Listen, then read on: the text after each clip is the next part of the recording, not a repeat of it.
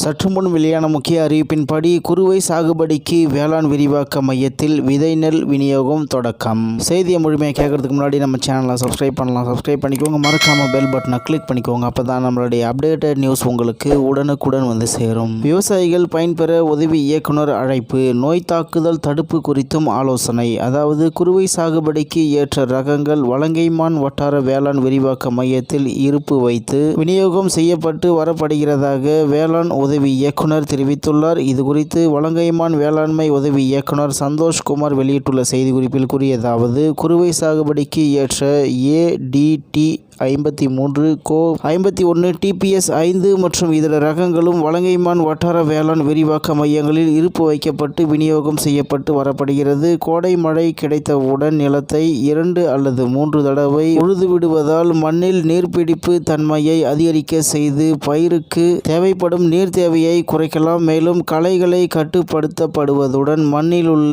பூச்சிகளின் கூண்டுப்புழு பருவம் நோய் கிருமிகள் அழிக்கப்படுகின்றன. கடைசி உழவுக்கு முன்பாக ஒரு ஏக்கருக்கு 5 டன் மக்கிய தொழு உரம் அல்லது 2.5 டன் பசுந்தாள் உரத்தை இட்டு மண்ணுடன் நன்கு கலக்குமாறு செய்ய வேண்டும். கடைசி உழவின் போது 200 கிலோ ஜிப்சத்தை இட்டு நன்றாக மண்ணுடன் கலந்து சமன் செய்ய வேண்டும். பிறகு 10 கிலோ துத்தநாக சல்பேட் அல்லது 5 கிலோ தமிழ்நாடு வேளாண்மை துறையின் நெல் நுண்ணூட்ட கலவையை 20 கிலோ மணலுடன் கலந்து சீராக தூவ வேண்டும். மேலும் தலா 4 பாக்கெட் அசோஸ்பைரில்லம் மற்றும் பாஸ்போ பாக்டீரியா உயிர் உரங்களை 10 கிலோ தொழு உரத்துடன் கலந்து சீராக தூவ வேண்டும். இவ்வாறு நடவு வயல் தயாரிப்பு செய்ய வேண்டும். மண் பரிசோதனை செய்து அதன்படி உரமிட வேண்டும் அல்லது பொது பரிந்துரைப்படி ஏக்கருக்கு 50:20:20 என்ற அளவில் தழைமணி மற்றும் சாம்பல் சத்து உரங்களை இட வேண்டும். அதாவது 109, 125 மற்றும் 34 kilo urea super phosphate potash உரங்களை இட வேண்டும். மேலும் 28 கிலோ யூரியாவை அடி உரமாக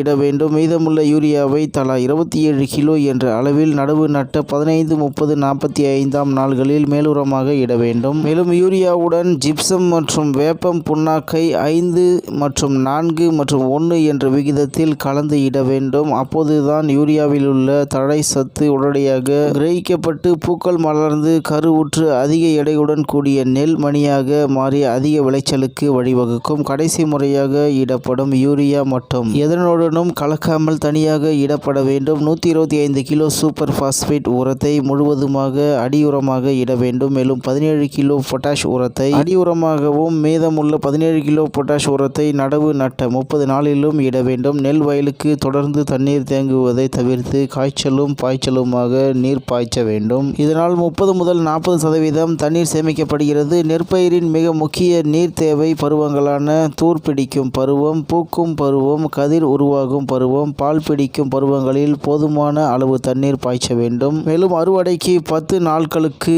முன்பு தண்ணீர் பாய்ச்சுவதை நிறுத்திவிட வேண்டும். யூரியா 1% அதாவது 2 கிலோ ஏக்கருக்கு, DAP 2% அதாவது 4 கிலோ ஏக்கருக்கு, பொட்டாஷ் 1% அதாவது 2 கிலோ ஏக்கருக்கு கலவையை 200 லிட்டர் தண்ணீரில் கலந்து கதிர் உருவாகும் போது ஒரு முறையும் பின்பு 10 நாட்கள் கழித்து ஒரு முறையும் தெளிப்பதனால் நெல் மகசூல் அதிகரிக்கும். நெற்பயிரை தாக்கும் பூச்சி மற்றும் நோய்களால் 30% வரை விளைச்சல் பாதிக்கப்படுவதாக கணக்கிடப்பட்டுள்ளது. எனவே ஒருங்கிணைந்த பூச்சி நோய் பாதுகாப்பு முறைகளை கடைபிடிக்க வேண்டும். தழைச்சத்து உரங்களை பிரித்து இடுவது அல்லது இலை வண்ண அட்டையை பயன்படுத்தி தழைச்சத்து உரங்களை இட வேண்டும். அதிக நெருக்கம் இல்லாமலும் பட்டம் விட்டும் நடவு செய்தல் வேண்டும். விலைக்கு பொறி வைத்து பூச்சிகளின் நடமாட்டத்தை அறிந்து அதற்கேற்ப பூச்சிகளின் எண்ணிக்கை பொருளாதார சேத நிலையை தாண்டினால் பரிந்துரைக்கப்பட்ட பூச்சிக்கொல்லி மருந்துகளை உரிய அளவுகளில் பயன்படுத்த வேண்டும். மேலும் நோய் தாக்கப்பட்ட செடிகளை உடனே பிடுங்கி அப்புறப்படுத்த வேண்டும். வேப்பெண்ணெய் 3% அல்லது வேப்பங்கொட்டை கரைசல் 5% பயன்படுத்த வேண்டும். 20% சாண கரைசலை அதாவது 40 கிலோ ஏக்கருக்கு பயன்படுத்தி பாக்டீரியா இலை கருகல்